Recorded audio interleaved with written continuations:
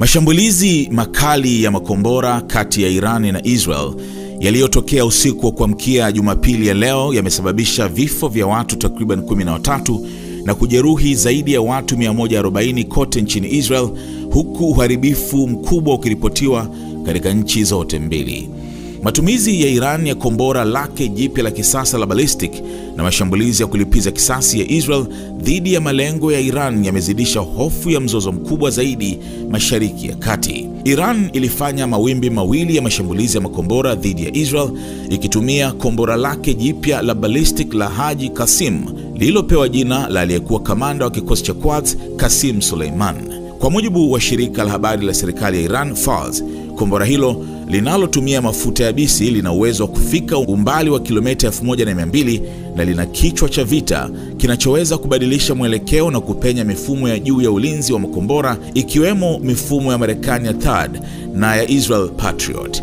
Shirika la habari la Tasnim liliripoti mapema Mei kuwa kombora hilo lina uwezo wa hali ya juu wa kuelekezwa kwa usahihi na lina uwezo wa kustahimili mashambulizi ya vita vya kielektroniki. Waziri wa ulinzi wa Iran, Jenerali Aziz Nasilzadeh, alidai Mei 4 kuwa kombora hilo lingeweza kuzipita kinga za Israel, uwezo ambao sasa umejaribiwa katika mashambulizi haya ya usiku. Mvua ya makombora ya Iran ilipiga maeneo mbalimbali ya Israel na kusababisha vifo na uharibifu mkubwa.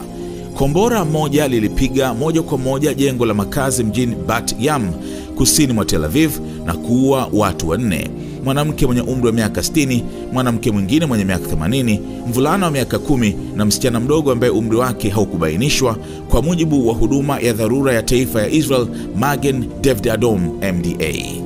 Zaidi ya watu 100 walijeruhiwa katika mji huo, 99 kati yao walipatiwa matibabu na 4 wakiwa katika hali mahututi.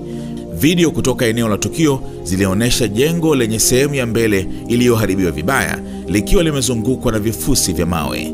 Wafanyakazi wa dharura wakiwa na mbwa wa kunusa walionekana wakisaka manusura waliokwama kwenye kifusi hicho. Meya wa Bat Yam alieleza kuwa watu wengi bado hawajapatikana, huku vituo vya msaada kwa familia vikifunguliwa na umma kuomba kuepuka eneo la tukio.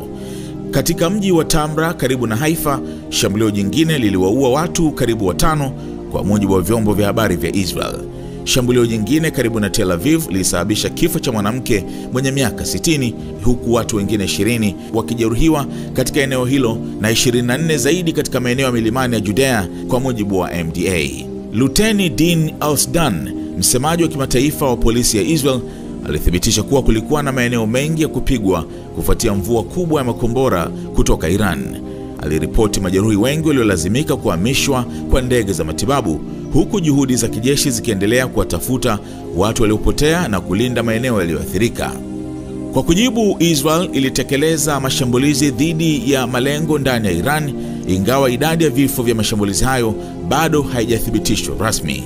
Mamlaka za Iran zimetangaza vizuizi vya mtandao kote nchini kufuatia mashambulizi hayo ya Israel, hali ambayo inakwamisha upatikanaji wa taarifa kamili.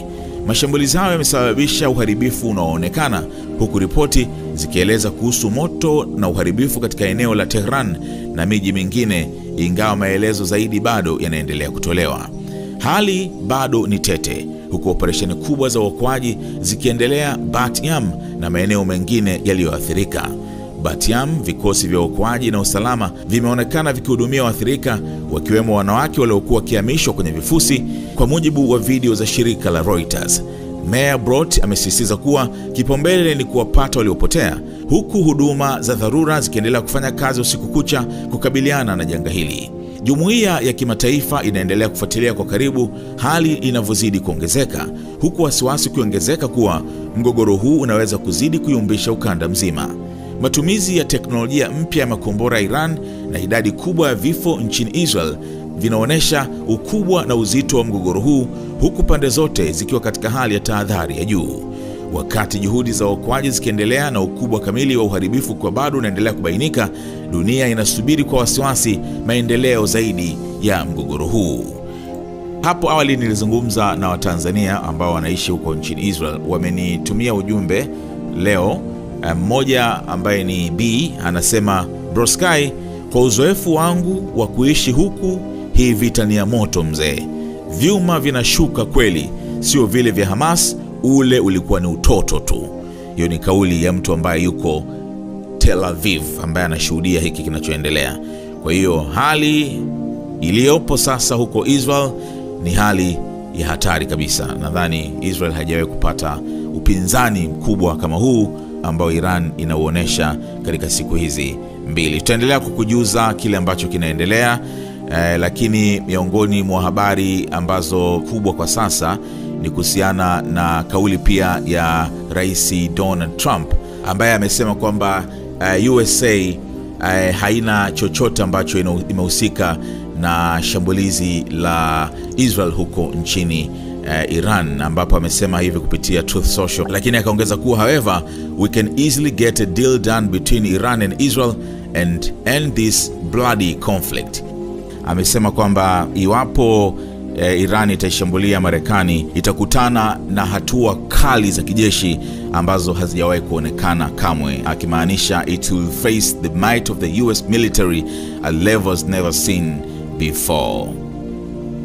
Lakini pia taarifa ambayo ninaiona hapa sasa hivi kupitia Al Jazeera, wanasema jeshi la Israel liliripoti kuwa baadhi ya makombora yaliyolenga maeneo ya kati ya nchi hiyo yalirushwa kutoka Yemen. Waasi wa wanamgambo wa Houthi nchini Yemen sasa wamethibitisha hilo, ambapo kupitia taarifa iliyotangazwa na kituo cha televisheni cha Al Masira, Houthi wamesema kuwa mashambulizi hayo yalitekelezwa kwa uratibu na jeshi la Iran na yalihusisha matumizi ya idadi kadhaa ya makombora ya hypersonic ya Palestine 2. Taarifa hiyo inasema kuwa walilenga maeneo nyeti ya adui wa Kizayuni katika eneo la Jaffa lililokaliwa kwa mabavu. Na vile vile Rais Isaac Herzog wa nchini Israel ameomboleza Waisraeli waliouawa katika mashambulizi ya makombora ya Iran usiku wa kuamkia leo Jumapili, akisema ilikuwa asubuhi ya huzuni na ugumu mkubwa. Anasema ndugu zetu waliuawa na kujeruhiwa usiku wa jana kutokana na mashambulizi ya jinai ya Iran dhidi ya raia wa kawaida katika maeneo Bat Yam, Tamra na jamii nyingine.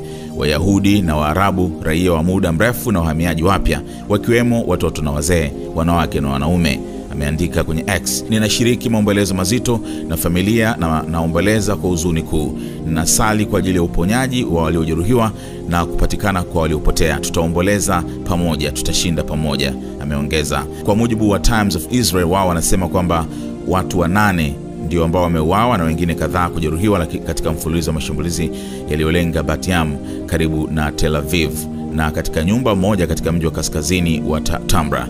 Juhudi za utafutaji zinaendelea, ambapo wanadai kuwa takriban watu 20 wamepotea huko Bat Yam. Kwa hiyo tutaendelea kukujuza kile ambacho kinaendelea, lakini hii ni developing story, kwa hiyo kila muda kuna habari tofauti au engo tofauti.